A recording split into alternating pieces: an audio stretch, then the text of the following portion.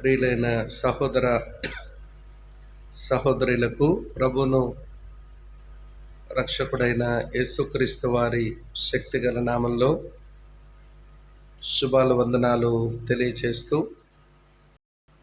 Steven కాంతి యొక్క అకాల మరణం, ఆకస్మిక మరణం వారి కుటుంబాన్ని కుదిపేస్తూ ఉండగా, వారిని ఆదరించడానికి ఈ ఆదరణ కూడికి విచ్చేసి వేదికను అలంకరించి ఉన్న దేవుని సేవకులందరికీ, అలాగనే స్థలాల్లో ఉన్న దేవుని సేవకులకు హృదయపూర్వకమైన వందనాలు తెలియచేస్తూ, కుటుంబ సభ్యులకు మరి నా తరపున, మా వెనుక ఉన్న కర్మేలు ప్రార్థన సావాసపు పరిచర్యలు సేవకులు సంఘాల తరపున వారికి మా ప్రగాఢ సానుభూతిని తెలియచేస్తూ ఉన్నాం.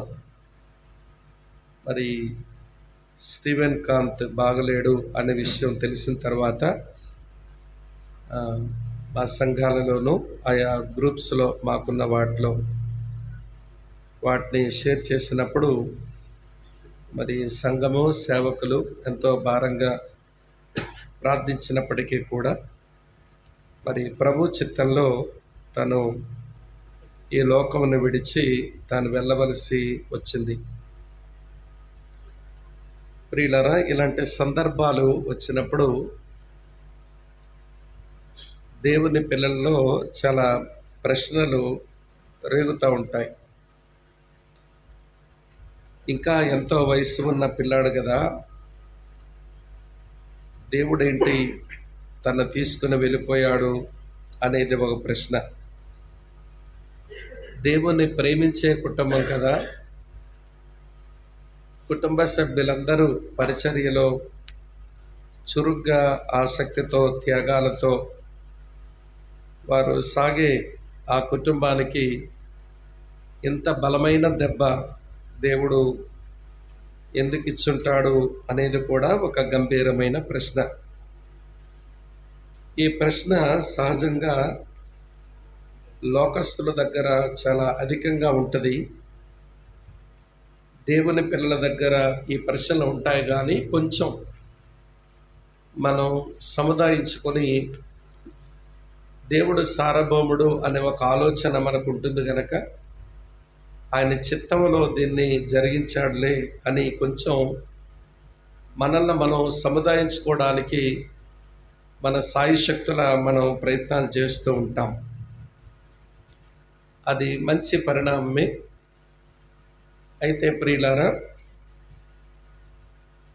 భూమి మీద మనం చేస్తున్నది పోరాటం.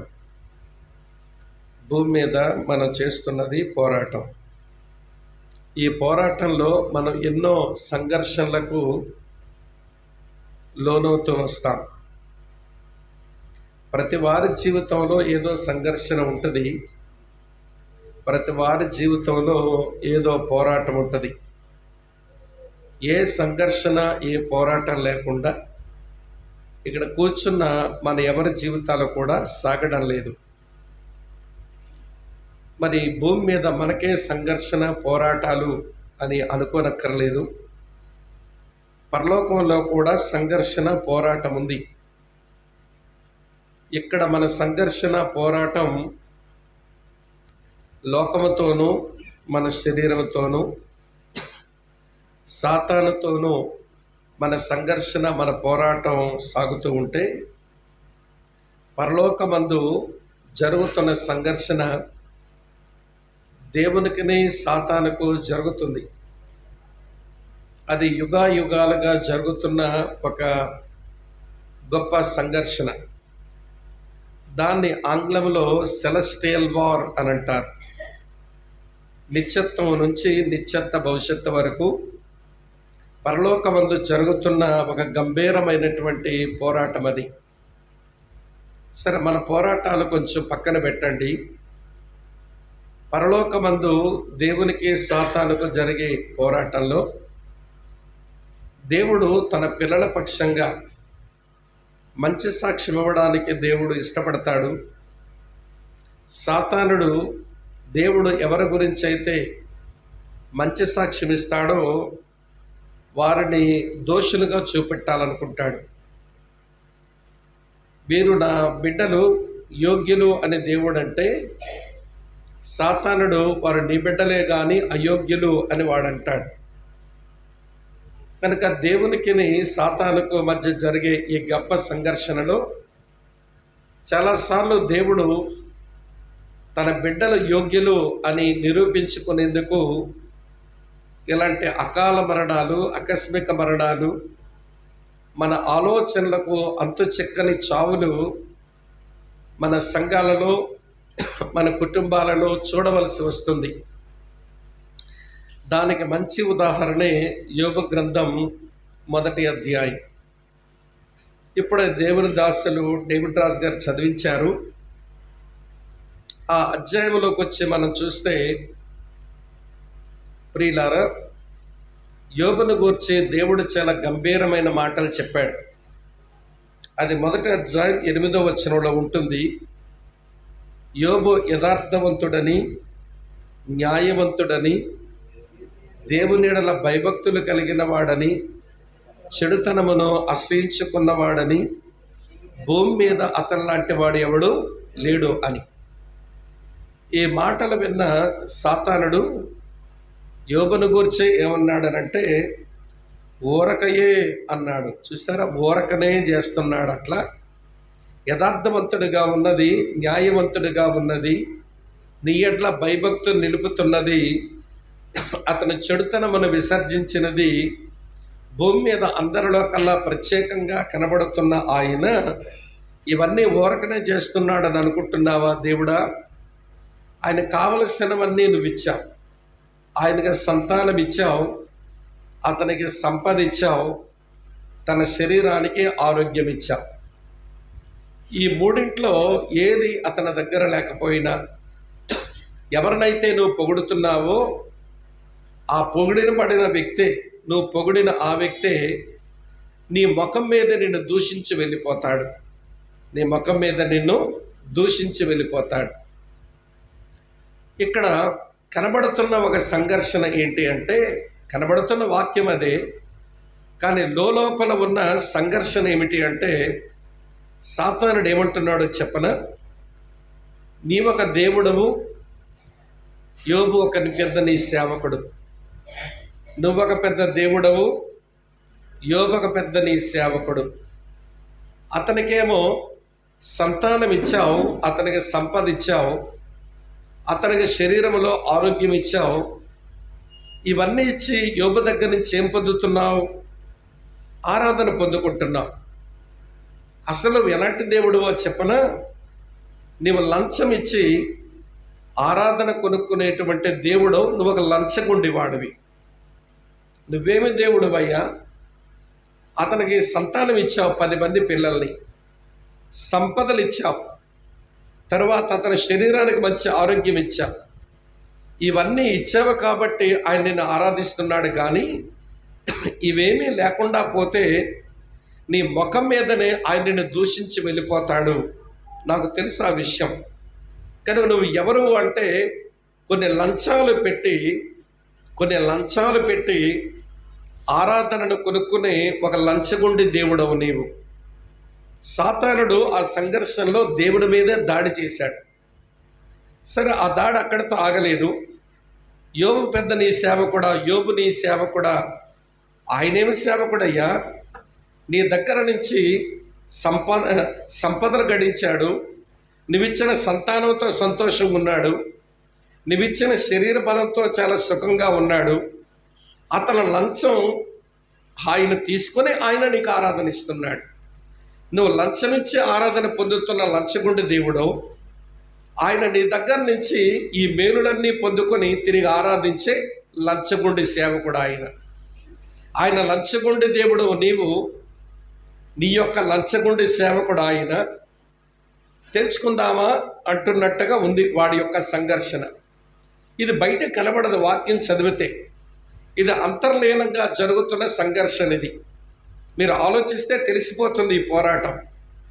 దేవుడు అన్నాడు, నేను లంచగొండి దేవుడినా? నేను ప్రజలకు మేలు చేసి పూజను పొందుకునే లంచగొండివాడనా? నా సేవకుడైన యోబు లంచం తీసుకొని నన్ను ఆరాధించే లంచగొండి సేవకుడా, నువ్వు మాట్లాడుతున్నావు చూశావు, అది నేను భరించలేకపోతున్నా. ప్రియులారా, ఇప్పుడు దేవుడు యోబేంటో నిరూపించాలనుకుంటున్నాడు, తర్వాత ఆయనేంటో నిరూపించదలిచాడు. యోబేంటో నిరూపించుకోవాలనుకుంటున్నాడు, తానేంటో నిరూపించుకోవాలని ప్రయత్నం మొదలుపెట్టాడు. ఆ ప్రయత్నంలో ప్రియులారా, ఇప్పుడు సాతానికి అవకాశం ఇస్తే వాడు మొట్టమొదట యోబు సంపదలను తాకాడు. యోబు యొక్క సంపదలను తాకాడు. యోబు యొక్క సంపదల్లో ఎన్ని నష్టపోయినాయో ప్రియులారా, అది ధ్యానం చేస్తుంటేనే కొంచెం విచారం, బాధతో పాటు ఒళ్ళు గొగ్గురుపాటు పడుస్తూ ఉంటుంది. ఆయనకేమో 7,000 గొర్రెలు ఉన్నాయంట. 7,000 గొర్రెలు కలిగిన వాడు అంటే 50 గొర్రెలకు ఒక కాపరిని కానీ పెడితే ఇప్పుడు 7,000 గొర్రెలకు 140 మంది కాపరులు అవసరమై ఉంటారు. ఇప్పుడు 140 మంది కాపరులు చావడానికి దేవుడు అనుమతించాడు. అందులో ఒకడే తప్పించుకుని వచ్చి, అయ్యా 139 మంది కాపర్లు చచ్చిపోయినారు, నీ గొర్రెలు కూడా అయిపోయినాయి, నేను మాత్రమే కబురు చెప్పడానికి వచ్చాను అని చెప్పాడు. కబురు చెప్పడానికి వచ్చాడు. వాడికి కబురు చెప్పి ఇంకా అలాగే ఉన్నాడు. ఈలోగా మరుకు కూడా వచ్చాడు. వాడన్నాడు, అయ్యా నీకు 3,000 ఒంటెలు ఉన్నాయి కదా, 5 ఒంటెలకు ఒక పనుడు అవసరం. నేను అరబ్ దేశాల్లో చూస్తుంటాను, 5 ఒంటెలకు ఒక ఒంటెలు కాసేవాడు అవసరం. ఇప్పుడు 3,000 ఒంటెలు చూడడానికి 600 మంది పనులు కావాలి. ఇప్పుడు 600 పనులు చచ్చేలాగా దేవుడు అనుమతించాడు. అందులో ఒకడే తప్పించుకొని వచ్చాట. అంటే 559 మంది ఒంటెల కాపర్లు చచ్చిపోయారు. వాళ్ళు ఏం పాపం చేశారని చచ్చిపోయారు? వారు ఏం అన్యాయం చేశారని చచ్చిపోయారు? వాళ్ళు చేసిన నేరం ఏమిటి? దేవుడు చావడానికి అనుమతించాడే. 559 మంది చచ్చిపోతే ఒకడే వచ్చి, అయ్యా నీ ఒంటెల పని అయిపోయింది, నీ పని వాళ్ళు 599 మంది 99 మంది వాళ్ళ పని అయిపోయింది అని చెబుతుంటే, అరే అప్పుడే వచ్చినటువంటి ప్రియులారా గొర్రెల దగ్గర సమాచారం, అప్పుడే వచ్చినటువంటి ఒంటెల దగ్గర నుంచి సమాచారం, అది వింటూ ఆలోచిస్తూ ఉంటుండగానే ఈలోగా ప్రియులారా ఆయనకు 500 జతలు ఎడ్లున్నాయి. ఒక జత ఎడ్డు చూసుకోవడానికి, ఎద్దులు చూసుకోవడం పనుడు కావాలి. అంటే 500 జతల ఎడ్లు చూసుకోవడానికి ప్రియమైన స్నేహితులారా మరి ఎంతమంది అవసరం? ఎంతమంది అవసరం? 500 మంది మళ్ళీ అవసరం. ఈ 500 మంది చావడానికి దేవుడు అనుమతించాట. ఒక్కడే తప్పించుకుని వచ్చాడు.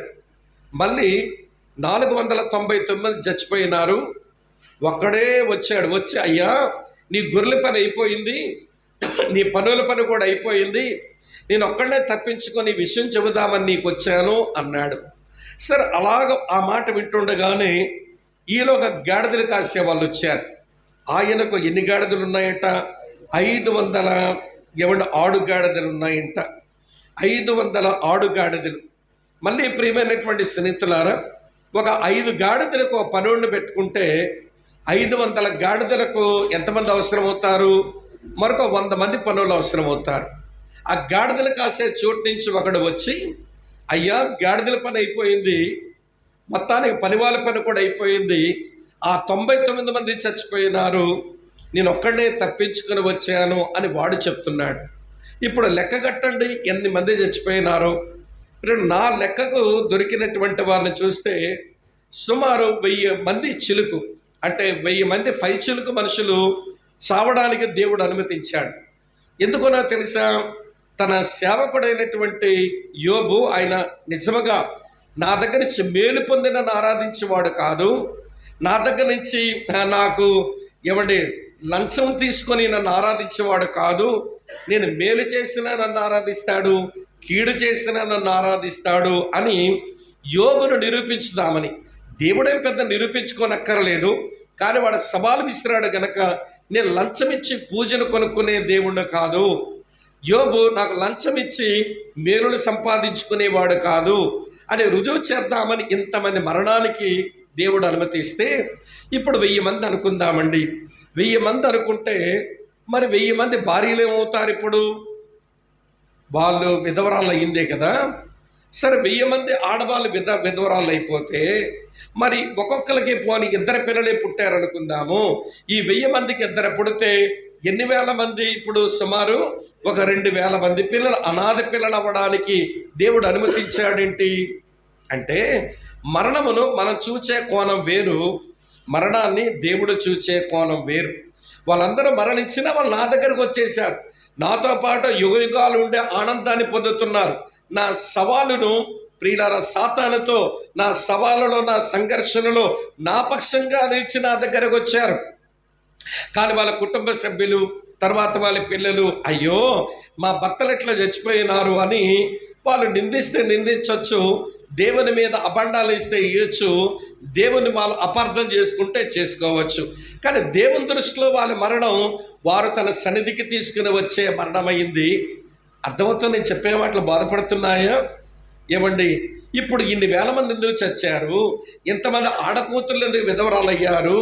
ఇంతమంది పిల్లలు అనాథలు ఎందుకు అయ్యారు అంటే పరలోకంలో జరుగుతున్న ఒక సంఘర్షణ.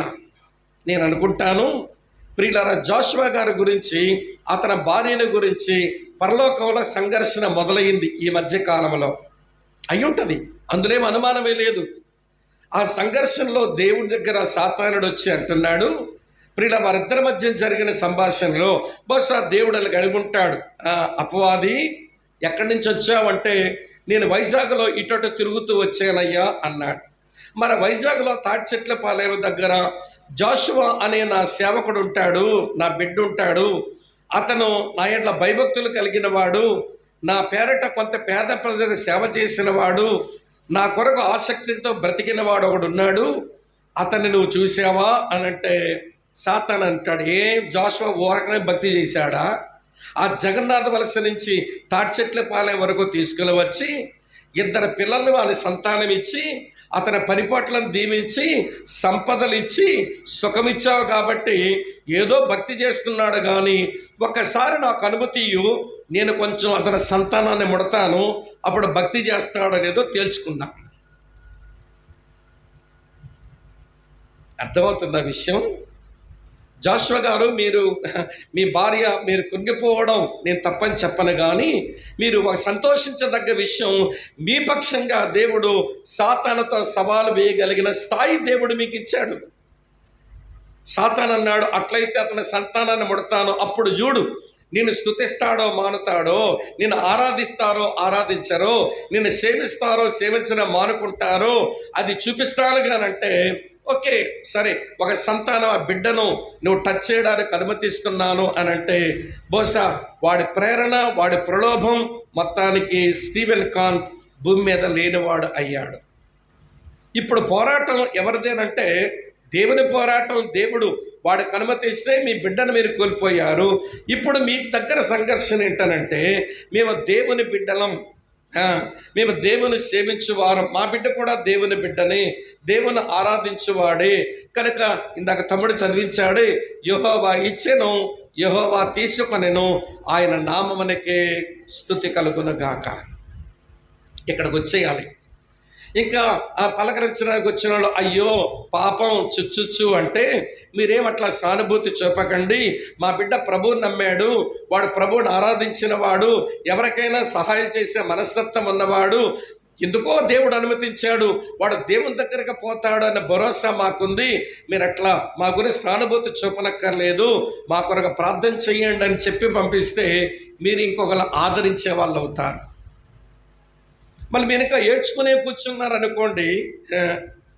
నేను గతించిన సంవత్సరం ముంబైలో ఒక బ్రదరన్ అసెంబ్లీలో వాక్యం చెప్పడానికి వెళ్ళాను. ఆ సంఘంలో ఒక పెద్ద చంద్రశేఖర్ గారు, ఆయన ఎల్ఎన్టీ కంపెనీలో ముంబై పట్టణంలో ఆయనే బాస్. మహారాష్ట్ర రాష్ట్రం అంతటికి ఎల్ఎన్టీ కంపెనీకి ఆయన సీఈఓగా పనిచేసినటువంటి పెద్ద ఆయన గురించి విన్నాను. ఆయన చూడాలని ఉంది, కానీ ఆయన వచ్చి ఆరాధనలో ఉండి వాక్యం వింటున్నారు అంకుల్.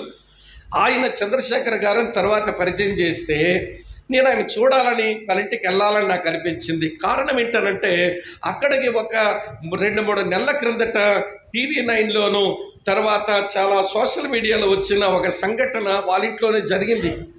ఏమి జరిగిందనంటే వాళ్ళ కూతురు మెడికల్ డాక్టర్, తన భార్య మెడికల్ డాక్టర్, తన చిన్న కూతురు మెడికల్ డాక్టర్. సరే, అమెరికా దేశంలో ఉన్న డాక్టర్ అమ్మ పిల్ల అమ్మ పుట్టినరోజు, మరి ఆమె మంచం పట్టింది, డాక్టర్ అమ్మ గారే మంచం పట్టారు కనుక ఈ చిన్న కూతురు అమెరికా దేశం నుంచి వచ్చి అమ్మ బర్త్డే రోజు ఉందామని చెప్పి ఆమె అమెరికా దేశం నుంచి బిడ్డను తీసుకుని వచ్చింది. వాళ్ళేమో ఆ 3rd ఫ్లోర్లో ఉంటారు. ప్రియులారా, ఈ దీపావళి ఈ సమయంలోనే జరిగిన సంఘటన అది. కాబట్టి వారు ఆ పై గదిలో నుంచి ఏవో సరుకులు కొందామని కొడుకుని తీసుకొని ఆ డాక్టర్ అమ్మ గారు అప్పటికే వాళ్ళ అక్క కిందకు దిగిపోయింది, భర్త కిందకు దిగిపోయాడు, మీరు త్వరగా రండి అన్నారు. వాళ్ళు గబగబా దిగి వెళ్ళిపోతే కారుని సిద్ధం చేస్తే వీళ్ళు కొద్ది నిమిషాలు స్నానపానాలు చేసుకుని వీళ్ళు కిందకు దిగేసరికి 2వ ఫ్లోర్లో ఉన్న ఒక అపార్ట్మెంట్లో నుంచి పొగలు గదిలోంచి బయటకు వస్తున్నాయి. ఆ ఇంట్లో వాళ్ళు ఏదో దీపారాధన పెట్టుకున్నారు. ఆ ఎలక తోసిందో ఏమైందో తెలియదు, మొత్తం ఇల్లంతా కాలిపోతుంది. ఆ డోర్లోంచి వచ్చిన పొగ అది చూసి అమ్మో ఏదో ఇల్లు కాలిపోతుంది, పొగ వస్తుందని వాళ్ళు వెనక్కి వచ్చుంటే బ్రతుకుండే వాళ్ళు. ఎందుకు అక్క బావగారు దిగిపోయారు, రారా బాబు దిగిపోదామని గబగబా దిగిపోదామని కొడుకును పట్టుకొని ఆ పొగలోంచి దిగుతుంది. ఆ పొగ ముక్కులోంచి వెళ్ళిపోయి ఊపిరితిత్తులుగా పట్టేసి కిందకు వచ్చి పడిపోయేసరికి కొడుక్కి ఊపిరి లేదు, ఇనట ప్రియులారా తల్లికి ఊపిరి లేదు. ఇద్దరూ చచ్చిపోయినారు. అది TV9లో కూడా చూశాను నేను. ఎవరంటే ఫలానా వాళ్ళని తెలిసింది, అందుకే వాళ్ళ ఇంటికి వెళదామని అనిపించింది నాకు. భార్య ఏమో చాలామందికి ఆపరేషన్లు చేసి మంచి పేరు గడించిన ఒక మంచి డాక్టర్ అమ్మ. ఒక్కడే కొడుకు, ఆ ఒక్క కొడుకు కూడా భారతదేశం తరపున క్రికెట్ ఆడే క్రికెట్ ఆటగాడు. 2 కూతుర్లు మెడికల్ డాక్టర్లు, అందులో చిన్న కూతురు అమెరికా దేశంలో పనిచేసుకొని వచ్చింది. ఇప్పుడు ఆమె బిడ్డ ఇద్దరు చచ్చిపోయినారు. కనుక అంకుల్ దగ్గరికి వెళ్ళి మన మీద ఆదరించాలి, ధైర్యపరచాలని వాళ్ళ ఇంటికి పోతే ప్రియులారా అసలు ఎలాంటి విశ్వాసరా బాబీనా అనిపించింది నాకు. ఎందుకనంటే భార్య మంచం పట్టి ఆమెకు మాట్లాడడం కావు, ఆమె చెవుడు వచ్చేసింది, ఆమె మంచం పట్టింది, ఆమెను బట్టి వేదనతో ఉన్నాను అనడం లేదు. అరే కూతురు అమెరికా దేశం నుంచి వచ్చి మనవడు అమెరికా దేశం నుంచి వచ్చి ఈ పొగల్లో పడి చచ్చిపోయినారు అన్న బాధ కూడా నోట్లోంచి వ్యక్తపరచలేదు. రాగానే ఫలానా వచనం ఈ మధ్య చదువుతున్నాను, దేవుడు ఎంత బాగా నాతో మాట్లాడాడు, బ్రదర్ ఈ వచనానికి మీరిచ్చే అర్థం ఏంటో చెప్పండి అని దేవుని వాక్యాలు చెప్పి సేవ కొరకు మనం ఇంకెంత ప్రార్థన చెయ్యాలి. నేను ఇక్కడ నుంచి మా చర్చ ఆరాధనకు వాళ్ళ ఇంట్లో నేను చూశానండి, కోట్ల రూపాయలు ఖరీదైన 2 కార్లు ఉన్నాయి. ఎప్పుడు కారులో నేను రానండి, ఆ కారుకి వేసేటువంటి పెట్రోల్ డబ్బులు సేవ కొరకు ఎవరికో ఇద్దామని నేను అక్కడ మెట్రో ఎక్కుతాను, అక్కడ మెట్రో దిగుతాను, నేను ఎప్పుడో కార్లు ఉపయోగించాను. ఈ డబ్బులన్నీ పోగు చేసి సేవకులకు సంఘాలకు నేను సహకరించే పనిలో ఉంటున్నాను, నా సేవ కొరకు ప్రార్థన చేయండి. నా కూతురు చచ్చిపోయింది, నా మనవడు చచ్చిపోయాడు, కాబట్టి మా అల్లుడి కొరకు ప్రార్థించండి. లేకపోతే నా భార్య మంచం పట్టింది కాబట్టి ఆమె దిగాలతో ఉంటుంది, మీరు ప్రార్థన చేయండి. ఇవేమి లేవు. దేవుడు ఎంత బాగా మాట్లాడుతున్నాడో, దేవుడు ఎంత బాగా ప్రార్థన జవాబిస్తున్నాడో, దేవుడు ఎంత గొప్ప సార్వభౌముడో, దేవుడు ఎంత చక్కగా ఆయన మాట చేత పురుగొల్పుతాడో, ఎలాగ మేము సేవలో ఉండగలుగుతున్నామో ఇవన్నీ చెప్పేసరికి వింటున్నారా అసలు ఈయన మనిషేనా అనిపించింది. మనిషే కాకపోతే దేవుణ్ణి గెలిపించే మనిషి. చెప్పడం ఎవరిని గెలిపించే మనిషి? నేను సోదరుడు జాషువా గారు సహోదరి, అలాగనే ప్రియులారా ఇవ్వండి తమ్ముడు డేవిడ్, అలాగే మిగిలిన కుటుంబ సభ్యులంతా మీరు దేవుని గెలిపించే మనుషులు అవ్వండి. మనుషులు వచ్చి అయ్యో పాపం చుచ్చు అంటే ఏవి దిగిపోద్ది మీ బరువు చెప్పండి? వాళ్ళ సానుభూతి వల్ల మనం గడించేది ఏముంటుంది చెప్పండి? కనుక ప్రభువా నువ్వు ఏది ఇచ్చినా నేను ఆరాధించే నీ పిల్లలం మేము. రవికాంతను ఉంచినప్పుడు నేను ఆరాధించాం, రవికాంతను క్షమించండి ఏమంటే స్టీవెన్ కాంతను తీసుకువెళ్ళిపోయినప్పుడు మేము నీలోనే ఆనందిస్తాం. మాకు స్టీవెన్ కాంత్ మాకేం విగ్రహం కాదు, వాడిని ప్రేమించాం, కన్నాం కాబట్టి ప్రేమించమా, కన్నాం కాబట్టి పెంచమా, పెంచిన వాడి మీద మమకారం పెంచుకోమా. కానీ సాతానుడు మమ్మల్ని మధ్యలో పెట్టి నువ్వు లంచగొండ దేవుడు అన్నాడంట. ఈ స్వామి చెప్పినాడు మా ఏమండి స్టీవెన్ కాంతును అడ్డం పెట్టుకొని మేము లంచం తీసుకుని భక్తి చేస్తామని అంటున్నాడంట. మేము మేలు చేస్తే నేను ఆరాధించే ఆరాధకులు లంచగొండ ఆరాధకులు మేం కాదు, నువ్వు లంచం తీసుకునే దేవుడు నీవు కాదు, ఇది ఖరారు చేయడానికి మా బిడ్డను స్టీవెన్ కాంతును టచ్ చేయడానికి వాడికి నువ్వు అనుమతించావు, నీకు వందనాలు ప్రభువా, నీవక్కడ గెలవాలి.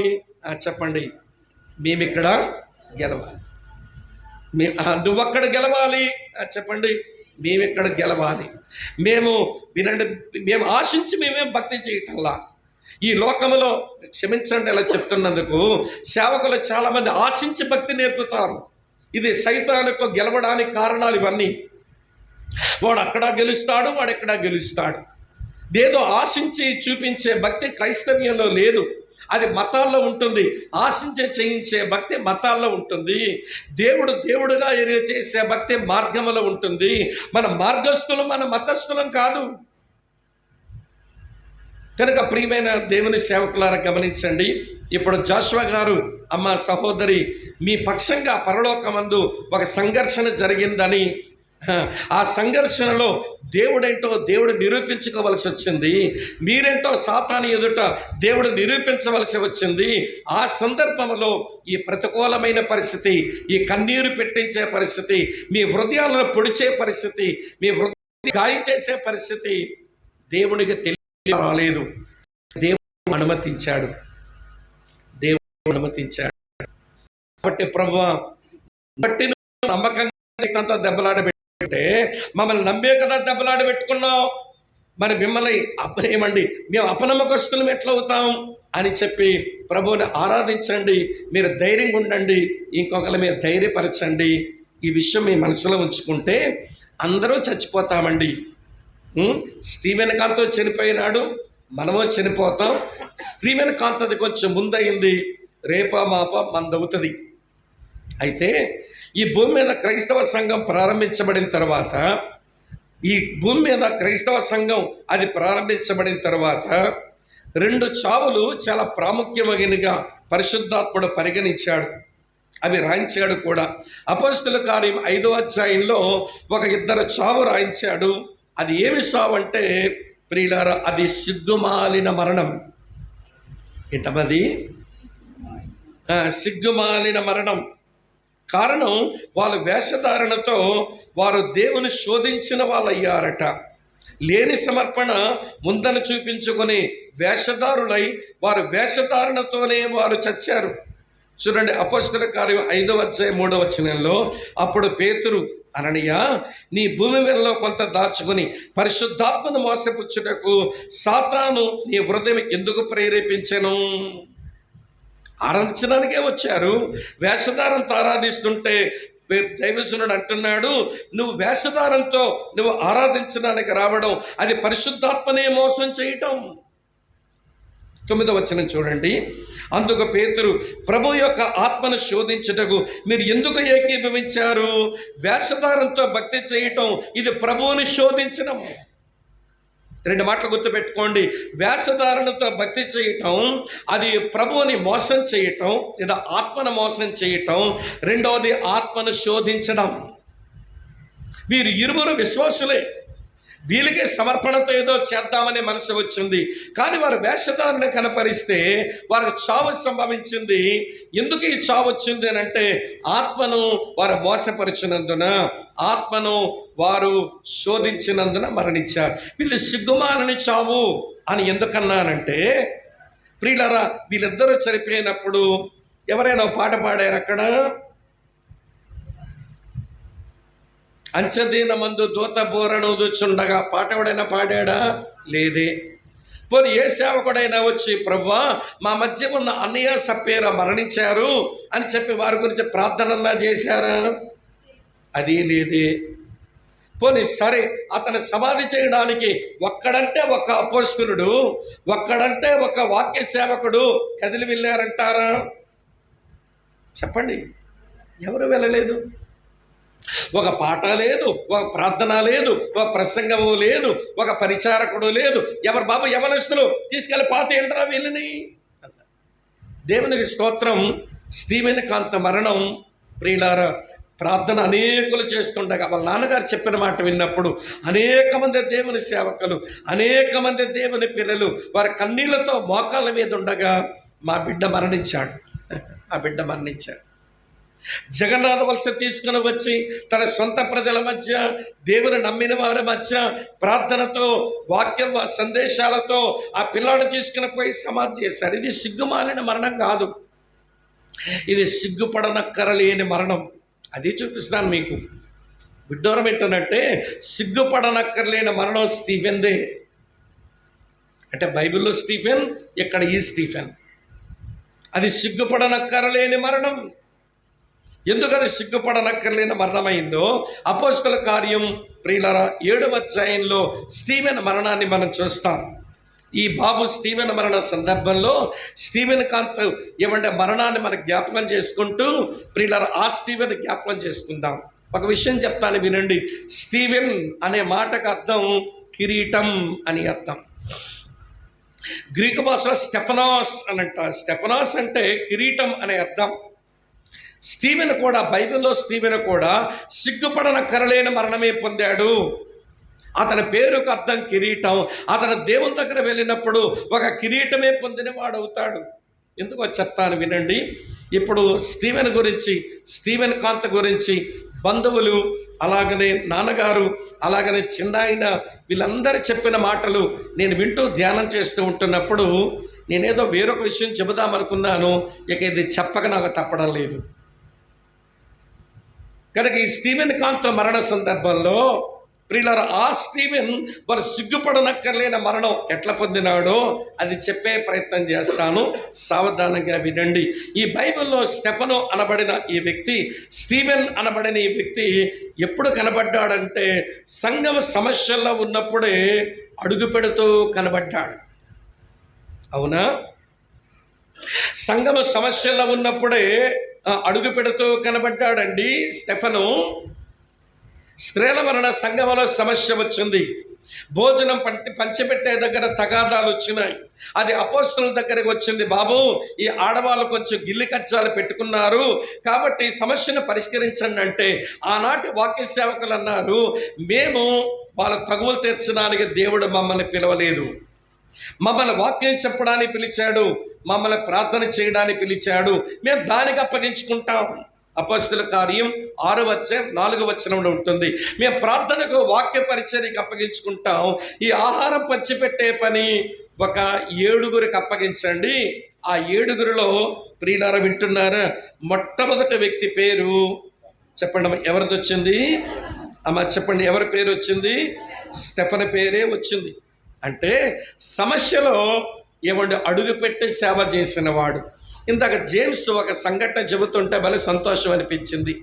ఎప్పుడో 15 సంవత్సరాల ప్రాయంలో ఈ స్టీవెన్ కాంత్ ఉన్నప్పుడు ఎవరో అమ్మ బిడ్డతో నూతులో దుమికేసి ఎవడ చచ్చిపోయే ప్రయత్నం చేసి ఆమె నూతులో పడిపోతే పోలీసుకి వచ్చి ఈ నీళ్ళంతా తేడితే కానీ మేము లోపల ఎవరున్నారో లేదో చెప్పలేను అని బయటకు వస్తే ఈ 15 సంవత్సరాల స్టీవెన్ కాంత్ నూతులో దూకేసి ఆమె చీర బయటకు తీసుకుని వచ్చి చచ్చిపోయిన పిల్లల బయటకు తీసుకొచ్చాడనంటే ప్రియులారా దీనికి ఎంతో దమ్ముండాలి. అవునా? దీనికి ఎంతో దమ్ముండాలి. దానికి తోడు సేవ చేసే మనసు ఉండాలి. ఎవడో చచ్చిపోతే నాకేం పట్టిందండి బాధ, పోలీసు వల్ల అవ్వలేదు, నేనెందుకు తెగించాలి, నా ప్రాణాన్ని మీదకి ఎందుకు తెచ్చుకోవాలి, నాకెందుకు ఇబ్బంది తెచ్చుకోవాలనుకోవాలి. కానీ వీరంటిపై సేవ మనస్తత్వం ఉండే వాళ్ళు ఇవ్వండి, సమస్య ఎక్కడైతే ఉంటుందో ట్రబుల్ షూటర్స్ అవుతారు వాళ్ళు. కొంతమంది క్రైస్తవ సంఘాల్లో వీళ్ళు కొంతమంది ట్రబుల్ మేకర్స్ అవుతారు.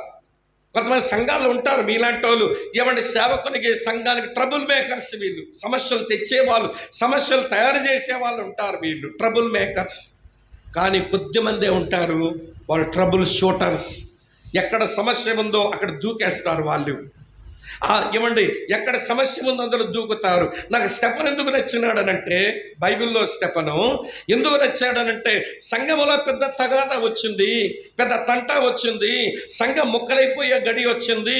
ఇక అయిపోయిందిరా క్రైస్తవ సంఘం పని, ముక్కలైపోయారు వీరు అనుకునే సమయంలో దూకాడే పని చేయడానికి. వినండి ప్రియులారా, ఏ ఉద్యోగం? మళ్ళీ భోజనం పంచిపెట్టే ఉద్యోగం అట. మనం చూస్తుంటాం కొన్ని పెళ్ళిళ్ళలో భోజనం పెడుతున్నప్పుడు ఒక అన్నం మెతుకాడు గుడిలో పడిపోతే, ఏ కళ్ళు లేవా, ఏంటో వడ్డించడం అంటాడు. కొన్ని సాంబార్ పోస్తున్నాం, కొంచెం ఆడు ఫ్యాంట్ మీద ఒలిగిపోయిందండి, అన్నంలో పడి కూర్చొని తిన్నోడేమంటాడు, ఏ కళ్ళు ఎక్కడ పెట్టుకొని వడ్డిస్తున్నావురా, వడ్డించి చేత కాకపోతే ఎవడోకి ఇవ్వండి, ఏంటి మీ వడ్డింపులు అంటారు. వాళ్ళకి కావలసి వచ్చినప్పుడు అయ్యా వడ్డించనంటే ఉండి తర్వాత చూద్దామంటారు. మళ్ళీ ఇట్లా రైస్ కొంచెం పెట్టు అంటాడు. వాడు పిలిస్తే చేతులు పట్టుకొని మళ్ళీ ఆ గిన్నె పట్టుకొని వచ్చి వడ్డించాలా, వాడు కసిరితే పడాలా. వినండి, టేబుల్ సర్వర్ ఉద్యోగం ఇదేమి చిన్న చితక పని కాదు. భోజనాలు వడ్డించడం అనే పని ఇది సామాన్యమైన పని కాదు. ప్రియులారా, అసలు నిజం నాకు భలే ఆశ్చర్యం. స్టెఫనుకు బోల్డ్ అంత వాక్యం తెలుసు. అపోస్తల కార్యం 7వ అధ్యాయంలో ఎంత పెద్ద ప్రసంగం చేశాడో చెప్పలేమండి. బైబిల్ అంశమంతా మాట్లాడాడు, బైబిల్ పాత్రల గురించి మాట్లాడాడు, తర్వాత బైబిల్ చరిత్ర అంతా మాట్లాడాడు. ఇన్ని మాట్లాడినటువంటి స్టెఫను, ఒరే బాబు నీకు ఎంత వాక్యం తెలుసు, అది మాకు లెక్కలేదు, కానీ అన్నం వడ్డించే పనికిరారా, రొట్టెలు పంచిపెట్టే పనికిరారా, నువ్వు పరిచారకుడుగా పనిచేయరంటే నాకెంత వాక్యం తెలుసు అనేది పట్టించుకోకుండా ప్రియులారా టేబుల్ సర్వర్ పనికొచ్చాడు. ఇది అవసరం ఇక్కడ, అంతే. సమస్య దాన్ని బట్టి వచ్చింది ఇక్కడ సంఘంలో, కాబట్టి ఆ పనికే పూనుకుంటానని ఆ పని చేయడానికి వచ్చాడు స్టెఫను. అతని కిరీటం అక్కడ ఉంటుంది అని నేను ఎందుకు అనుకుంటానంటే, అతను సంఘం సమస్యలో ఉన్నప్పుడే సమస్యలో దూకిన ఒక పరిచారకుడు. మరి ఈ స్టెఫన్ కాంత్ ఎట్లాంటి వాడు, ఏమండి ఈ స్టీవెన్ కాంత్ ఎట్లాంటి వాడు అని అంటే, అక్కడ సమస్య ఉంది, పోలీసులు మా వల్ల కాదన్న దూకేడుగా, మీ కళ్ళ ముందే, మీ ఊరోడేగా. ప్రియులారా, ఈ రోజున మన సంఘముకు సేవకులకు మనం కొన్నిసార్లు ట్రబుల్ మేకర్స్ అవుతాం, సమస్యలు తయారు చేసే వాళ్ళం అవుతాం. కానీ కొంతమంది ఉంటారు, వినండి ప్రియుల, సమస్యలలో దూకి పరిష్కారం తెచ్చేవాళ్ళు. కనుక అతని మరణం ఇది సిగ్గుపడవలసిన మరణం కాదు. ఏమన్నా వింటున్నారు నేను చెప్పే మాట? ఇది సిగ్గుపడనక్కరలేని మరణం. మీ అబ్బాయి గురించి మీరు ఏమి సిగ్గుపడక్కర్లేదు. కారణం అతని యొక్క వ్యక్తిత్వం, అతని జీవితంలో తొంగి చూస్తే కనబడే విషయాలు అవి బోధపరుస్తున్నాయి. ఇది ఒకటి. అతను పరిచర్లు ఎలా అడుగుపెట్టాడంటే సమస్యలు ఉన్నప్పుడే అడుగుపెట్టాడు. రెండో సంగతి, సేవలో ఎలా కొనసాగాడట చూపిస్తాను చూడండి ప్రియులారా. అపోస్తల కార్యం 6వ అధ్యాయంలో 8వ వచనం ఇలా రాసి ఉంది, స్టెఫను కృపతోనూ బలముతో నిండిన వాడై ప్రజల మధ్య మహత్కార్యములను గొప్ప సూచక్రియలను చేయుచుండెను. మరి నీవు భోజనం వడ్డించడానికి పిలిస్తే మళ్ళీ నువ్వేంట్రా ఈ పనులనంటే, అవును ఆ పనికే దేవుడు నన్ను పిలిచాడు, కానీ ఆయన మహిమ కొరకు ఒక సూచక్రియ చేయడానికి వాడుకుంటే వాడబడతా, మహత్కార్యం చేయడానికి వాడుకుంటే వాడబడతా, వాక్యం చెప్పడానికి దేవుడు వాడుకుంటే వాడబడతా. చూడండి 10వ వచనంలో, మాటల యందు అతడు అగుపరిచిన జ్ఞానమును, అతను ప్రేరేపించిన ఆత్మను వారు ఎదిరించలేకపోయేది. క్రియలతో మాటలతో తను నియమించబడింది. ఇప్పుడు భోజన వడ్డించేవాడుగా నియమించబడిన అతని మాటతో క్రియతో అతని దేవుని సేవను ఆయన చేసినవాడు. తమ్ముడు జేమ్స్ స్టీవెన్ కాంత్ గురించి మాట్లాడుతూ ఉన్నప్పుడు, ఆ చిన్న ప్రాయం నుంచి తన కలిగిన ఆసక్తి గురించి మనం వింటున్నప్పుడు, ప్రైజ్ ద లార్డ్, అలాంటి వ్యక్తి దేవుని యొక్క ఇష్టమై దేవుని యొక్క సమయంలో దేవుని దగ్గర వెళ్ళిపోయినందుకు అది సిగ్గుపడనక్కరలేని మరణం. సిగ్గుపడనక్కరలేని మరణం. తల్లిదండ్రులు ఇద్దరు మీరేమీ చింతించాల్సిన పని లేదు. దేవుని గెలిపించండి, సాతాన్ని ఓడించండి, దేవుడేంటో నిరూపించండి, మీరేంటో నిరూపించబడండి. మీరు పరలోకంలో నిరూపించబడాలి, దేవుడు ఇప్పుడు మీ జీవితంలో దేవుడెవరో నిరూపించబడాలి. ఇది అర్థమైతే చాలు. ఇలాంటి సమయాలు వచ్చినప్పుడు మన వాక్య కోణంలోంచి ఆధ్యాత్మిక పరిస్థితులు చూడడం చేతను. ముగించేస్తాను. ముగింపు మాట ఏంటంటే, ఈ స్టెఫన్ ఎట్లా మరణించినాడు, ఎందుకు అతని మరణం సిగ్గుపడనక్కరలేని మరణం అన్నాం. వాళ్ళిద్దరిని సిగ్గుమాలని చావు. వాళ్ళిద్దరు విశ్వాసులే, సంఘములో ఉన్నవారే, పెద్ద సమర్పణ కలిగిన వారే. వాళ్ళ మరణంలో సేవకులు లేరు, పాట లేదు, ప్రసంగం లేదు, పాతి పెట్టడానికి ఒక పరిచారకుడు పోలేదు, ఏదో ఎవరొస్తులని పాతేసి వచ్చేశారు. కానీ ఈయన మరణం దగ్గర ఏం జరిగిందో చూపిస్తాను చూడండి ప్రియులారా. అతను మరణించవలసిన గడి వచ్చినప్పుడు ఎన్ని మంచి అనుభవాలు చూపించి ముగిస్తాను చూడండి ప్రియుల. ఇలా రాసి ఉంది అపోస్తల కార్యాలు 7వ అధ్యాయం 55వ వచనం. అయితే అతడు పరిశుద్ధాత్మతో నిండిన వాడై ఆకాశం వైపు తేరి చూచి అని ఉంది. అంటే అతని మరణంలో పరలోకం వైపు తేరి చూస్తున్నవాడు.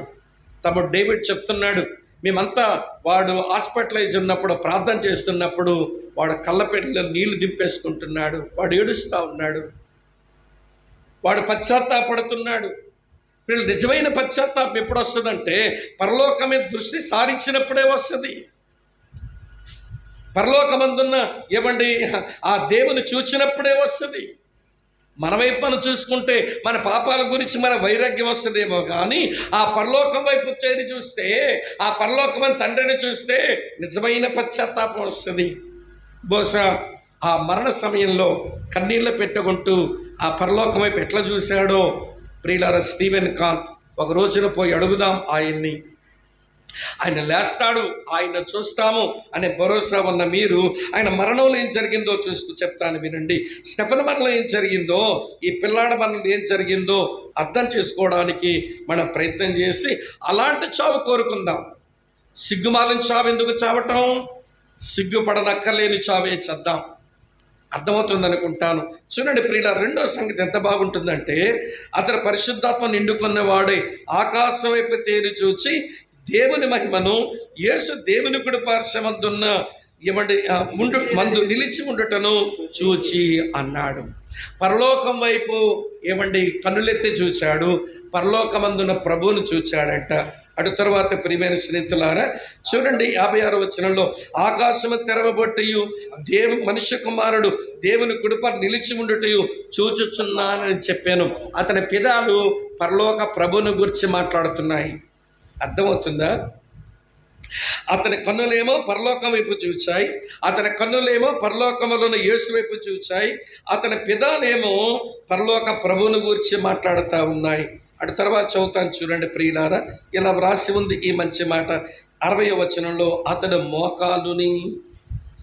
మోకాలుని మరణములో అతను పరలోకంలో ఉన్న ప్రభువు తట్టు తన మోకాలు నుంచి చచ్చిపోయినాడు. ఏది మంచి మరణం అని అంటే కొంతమంది అంటారు మంచోడు మరణమే సాక్షిరా అంటారు. ఎట్లా మరణం సాక్షి అంటే ఎవరికే ఇబ్బందులు పెట్టకుండా చచ్చిపోయినాడురా, గుట్టుకొని చచ్చిపోయినాడురా, ఎవరి ఇబ్బందులు లేకుండా చచ్చిపోయినాడు, ఒక నిమిషం కూడా ఎవరిని ఇబ్బంది పెట్టలేదురా, మంచోడ మరణమే. అది లోకములో ఉన్న మాట, కానీ బైబిల్లో ఉన్న మాట ఏంటో తెలుసా? వినండి ప్రియులారా, మరణం ఏది మంచి మరణం అంటే మరణిస్తున్నప్పుడు పరలోకం వైపు చూడడం, మరణిస్తున్న గడియలో పరలోక ప్రభువును చూడడం, మరణిస్తున్న వేళ పరలోక ప్రభు గురించి పెదాలు మాట్లాడడం, మరణిస్తున్న వేళ పరలోక ప్రభు తట్టు మోకాళ్ళ వంచడం, అది సిగ్గుపడనక్కర్లేని చావు. ఈ రోజున స్టీవెన్ కాంత్ అంటున్నాడు, చిన్న వయసులోనే నేను మరణించవలసి వచ్చింది, నా కుటుంబాన్ని ఆదరించడానికి మీరు ఇచ్చారు, చాలా సంతోషం, కానీ మీరు ఒక రోజున నా వలే మరణించబోతున్నారని గమనిస్తారా? నాకు తెలిసిన నా పరిధిలో సిగ్గుపడనక్కర్లేని ఒక చావు అయిపోయింది, నా చావు ఏదో అయిపోయింది. మరి మీరు ఎలాంటి మరణాన్ని మీరు పొందుతారు?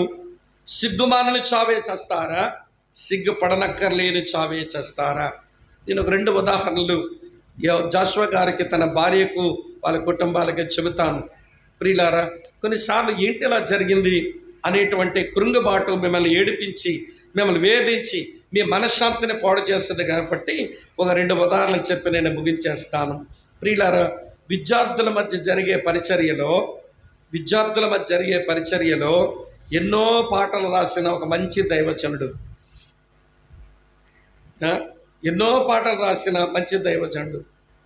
పరమందలి దేవ పరిశుద్ధ ప్రభువ, ఆయన రాసిన పాటే.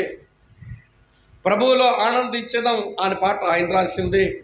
ఇలా చెప్పుకుంటూ పోతే ఎన్నో పాటలు రాసి అనేక మంది నశించిన విద్యార్థులను రక్షణలోకి నడిపించిన అన్నగారు, అనేక సంఘాలకు ఉపయోగపడిన దైవజనుడు.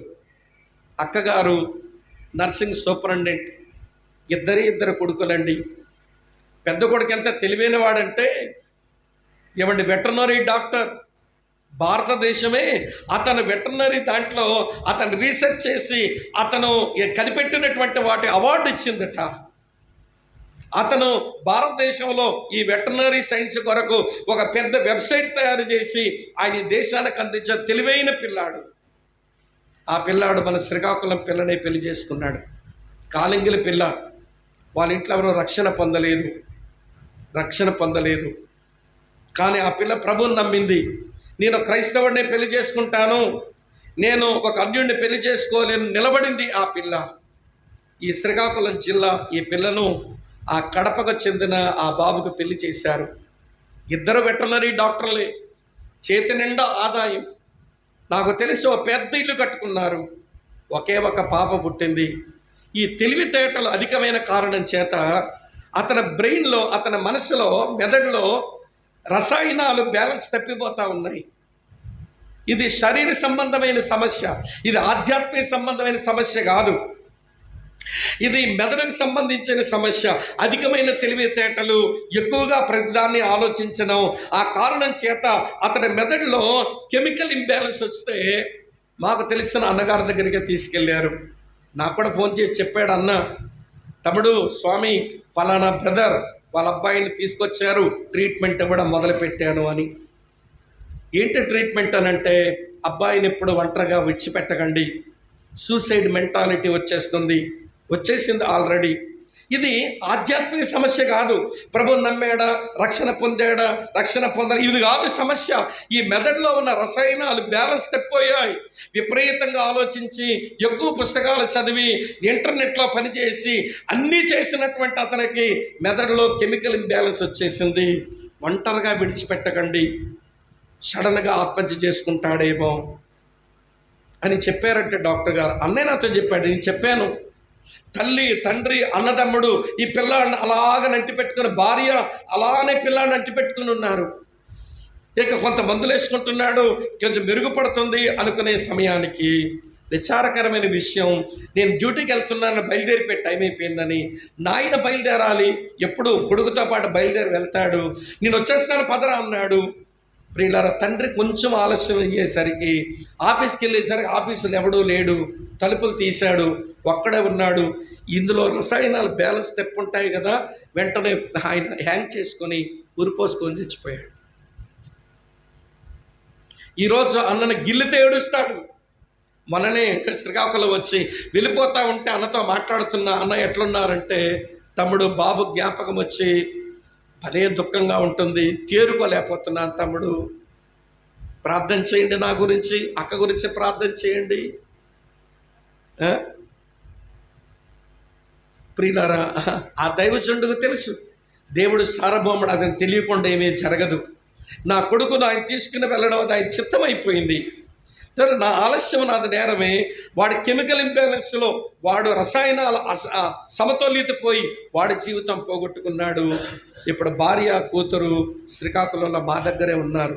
ఇంకా అక్కడ ఉంటే భర్త జ్ఞాపకాలు ఉండి మేము బాధపడవలసి వస్తుందని ఇక్కడికి వచ్చి ఉద్యోగం చేసుకుని మా సోదరి ఇక్కడ బ్రతుకుతూ ఉంది. వాళ్ళు అప్పుడప్పుడు అత్తమామలు వచ్చి పిల్లను, ఆ కోడలను చూసిపోతూ ఉన్నారు. విషయం మీకు ఎందుకు చెప్పానో తెలుసా? ఏదైనా ఒక మరణం సంభవిస్తే ఇవ్వండి, తెలియని వాళ్ళు, అజ్ఞానం ఉండేవాళ్ళు ఏదేదో మాట్లాడేస్తారు. కనుక ఏ మాట మీరు తీసుకోవాల్సిన పని మీకు లేదు. ఇది మీ విషయమై పరలోకంలో జరిగిన ఒక సంఘర్షణ అనే విషయం జ్ఞాపకం చేసుకొని, ఒకవేళ వాడిలో జరిగినటువంటి మార్పులకు మరి ఆకస్మికంగా చిన్న ప్రాయంలోనే తన తనువు చాలించుకోవాల్సి వచ్చిందని గమనించండి. శ్రీకాకుళంలో మా తెలిసిన ఒక అన్న, తన విజయనగరంలో ఉంటారు, మధుసూదన్ రావు గారని. ఆ అక్కడి పొందూరు ఇక్కడే పాలకొండ వాళ్ళ సొంతూరు. ఇద్దరు మంచి ఉద్యోగం చేసుకుంటున్నారు, ఇద్దరు పిల్లలు. బాబు చిన్నోడు ప్రియుల ఆకస్మికంగా మరణించినాడు. తెలియడం లేదు, తల్లిదండ్రులకు అర్థం కావడం లేదు. ఆ రోజు కూడా కొన్ని విషయాలు చెప్పాను వాళ్ళకి. తమ్ముడు, ఆ మాటల చేత మేము ఆదరించబడ్డాం. దేవునికి తెలియకుండా జరగలేదు కదా, దేవుడు అనుమతించాడంటే మమ్మల్ని నమ్మాడన్నమాట. మేము ఆ కుర్రోడిని తీసేసుకున్నా మేము భక్తిలో మేము బెసగము, భక్తిలో మేము నీరుగారిపోము, భక్తిలో మేము చల్లారిపోము అని నమ్మి దేవుడు మా బిడ్డను తీసుకుని వెళితే నమ్మకంగా ప్రభుని సేవిస్తామని వాళ్ళు ప్రభుని సేవిస్తున్నారు. ఎంతోమందికి పెళ్ళిళ్ళు చేస్తున్నారు. ఇప్పుడు సంఘంలో అధ్యక్షుడిగా పెద్ద సంఘానికి ఆయన సంఘ అధ్యక్షుడిగా ఉండి సేవలు అందిస్తూ ఉన్నాడు. కనుక బ్రదర్ జాషువా గారు అలాగనే అమ్మ సోదరి గమనించండి, మీ విషయమై పరలోకమందు జరిగిన ఆ గొప్ప సంఘర్షణలో అక్కడ దేవుడు మిమ్మల్ని నిరూపించాలనుకుంటున్నాడు. ఇక్కడ దేవుడు ఎలాంటి వాడు మీరు నిరూపించండి. కృంగిపోవద్దు. పోయిన పిల్లవాడి గురించి నెలల తరబడి ఏడ్చినా, సంవత్సరాల తరబడి ఏడ్చినా మళ్ళీ బిడ్డను మళ్ళీ వెనక్కి మనం తీసుకుని రాలేం. దేవుని సంధిలో ఉన్నాడు. చివరిగా మీరు రాశారు, నిరీక్షణ లేని ఇతరుల వలె దుఃఖపడకుండా నిమిత్తం. దుఃఖపడదాం, కానీ నిరీక్షణ లేని ఇతరులా కాకుండా దేవుడి దుఃఖపడి మా ప్రభు దగ్గర మా పిల్లాడు ఉన్నాడని భరోసాతో బ్రతకండి. దేవుడు బలపరుస్తాడు. మీరు సాక్ష్యం ఇవ్వండి. మీలాంటి వాళ్ళు సాక్ష్యం ఇవ్వండి. అనేకులకు మీరు ఉపయోగపడతారు. ఇంకొక ఉదాహరణ చెప్పి ముగిస్తాను. కాకినాడలో తమ టైం అయిపోయిందా? పర్లేదా? ఒక్క మాట చెప్పి ముగిస్తాను. కాకినాడలో జోసఫ్ బెన్నీ అని ఒక అన్నయ్య గారు ఉంటారు. వాళ్ళ చర్చిలో ఎప్పుడూ వాక్యం చెప్పడానికి పోతుంటాను. వాళ్ళ చర్చికి ఒక గొల్లలామె వస్తుంది. వాళ్ళ చర్చికి ఒక గొల్లలామె వస్తుంది. వాళ్ళకి సంతానం లేదని దేవుడు ఏదైనా కనికరిస్తాడేమో మొత్తానికి ఆమె మందిరంకి వచ్చి వాక్యం నేర్చుకొని దేవుడు పిల్లలు ఇచ్చినా దేవుడే, ఇవ్వకపోయినా దేవుడే అని ప్రభు నమ్మకంగా వెంబడిస్తుంటే దేవుడు కనుకరించి 2 మగపిల్లలు ఇచ్చినాడు. ట్విన్స్, కలవల పిల్లనిచ్చాడు. ఆ పిల్లలతో చాలా ఆనందిస్తూ ఉన్నారు. పిల్లలు కూడా పెరిగారు. సండే స్కూల్లో బాగా ఎదుగుతున్నారు. తల్లి తండ్రి ఇద్దరు చర్చికి వచ్చి పెద్దల ఆరాధనలో కూర్చున్నారు. ఈ చిన్న పిల్లలు సండే స్కూల్ అయిపోయింది, కొంచెం బయటకు వచ్చి వారు ఆడుకుంటా ఓ చెరువు దగ్గరకు వచ్చి 2 పిల్లలు చెరువులో పడి చచ్చిపోయారు. ఇక చూస్తారా, ఈ బీజేపీ వాళ్ళ ఆర్ఎస్ఎస్ వాళ్ళు, వాళ్ళకి భక్తి, వాళ్ళకి పరమ సంబంధమైన ఆలోచనలు వాళ్ళకి అర్థం కాదు. కనుక ఏదో క్రైస్తవులు అయ్యి ఏమండి 2 పిల్లలు చంపేశారు, దానికి మీరేం చెప్తారో చెప్పండి అని మొత్తానికి ఆ కుటుంబాన్ని చుట్టుముట్టేశారు. జర్నలిస్టులు, క్రైస్తవ వ్యతిరేకులు, మొత్తం మాదలు. ఎక్కడి నుంచి వచ్చిందో ఆ గొల్లలమ్మకి ఆ మాటలు నాకు ఇప్పటికీ అర్థం కావడం లేదు. బాబు, మాకు పిల్లలు లేరు, దేవుణ్ణి నమ్మడానికి వచ్చాము, నమ్మేకి అర్థమైంది. పిల్లలు ఇచ్చినా దేవుడే, ఇవ్వకపోయినా దేవుడని దేవుడుగా నమ్మామండి. దేవుడు కనికరించే పిల్లల్ని ఇచ్చాడండి. వాళ్ళతో సంతోషంగా ఉన్నాము. కానీ మా ఆనందం, మా ఆరాధన దేవుని కంటే మా పిల్లల మీద ఎక్కువ పెడుతున్నామని అని అనుకున్నాడేమో. కనుక తీసుకెళ్ళిపోవడమే మంచిది. వారు వెళ్ళిపోయారు. మేము నమ్మకంగా ప్రభువుని వెంబడిస్తాము, మా బంధువులకు మేము చెప్పుకుంటాం అన్నట్టుగా. పేపర్లో రాయడానికి ఏ మొక్క దొరకలేదు, పేపర్లో రాయడానికి ఏ మొక్క దొరకలేదు, టీవీలు ఎక్కించడానికి ఏ మొక్క మొత్తం అంతా పోయారంట. లేకపోతే జోసఫ్ బెన్నీ గారి పరువును బజార్కి ఇడుద్దామనుకున్నారు ఆ రోజున. నేను ఆ క్లిప్పింగ్ చూసినప్పుడు ఎక్కడి నుంచి వచ్చిందిరా కొత్తగా ప్రభువుని నమ్మిన గొల్లలమ్మకి అనిపించింది నాకు. కనుక మీరు ఇలాంటి విషయాలన్నీ మీరు వింటున్నవారు, తెలుసుకున్నవారు, ప్రభువా నువ్వేంటో మేము భూమి మీద నిరూపిస్తాం. నువ్వు మాకు అన్ని ఇచ్చినా దేవుడివే, ఇవ్వకపోయినా దేవుడివే. స్టీవెన్ కాంతను ఉంచినా దేవుడివే, నీ దగ్గర తీసుకున్నావు, ఇప్పుడు మాకు దేవుడివే. నువ్వేంటో సైతాను ముందు మా గురించి నిరూపించు ప్రభువా, నీ గురించి మేము భూమి మీద నిరూపిస్తామని బ్రతకండి. దేవుడు బలపరుస్తాడు. మీరు అనేకులు మీరు ఆదరిస్తారు. ఇక్కడ చేరిన మనమంతా 2 మాటలండి. సిగ్గుమానం చావే చేస్తామో, సిగ్గుపడనక్కర్లేని చావో చేస్తామో, అన్నయ్య సప్పీరలాగా చేస్తామో, లేకపోతే స్టీవెన్ లాగా మనం మరణిస్తామో అది మనం తెలుసుకోవాలంటే సమస్యల్లో దూకండి. స్టీవెన్ కాంత దూకిన సమస్యల్లో దూకండి. తర్వాత సేవను మీ చేతనైనంత మట్టుకు సంఘంలోను గ్రామంలో కొనసాగించండి. ఒకవేళ మరణమే మన సమీపానికి వచ్చినప్పుడు పరలోక వైపు చూచే వాళ్ళంగా, పరలోక ప్రభువుని చూచే వాళ్ళంగా, పరలోక ప్రభు గురించి మాట్లాడే పెదవులు గలవారంగా, ఆ ప్రభువు ముందు మోకరించి ఆయన దగ్గరకు వెళ్ళిపోయే వాళ్ళంగా మన జీవితాన్ని చక్కబరుచుకుందాం. అట్టి కృప దేవుడు మనకు ప్రసాదించునుగాక. తల వంచండి, కళ్ళు మూసుకోండి, ప్రార్థన చేస్తాం.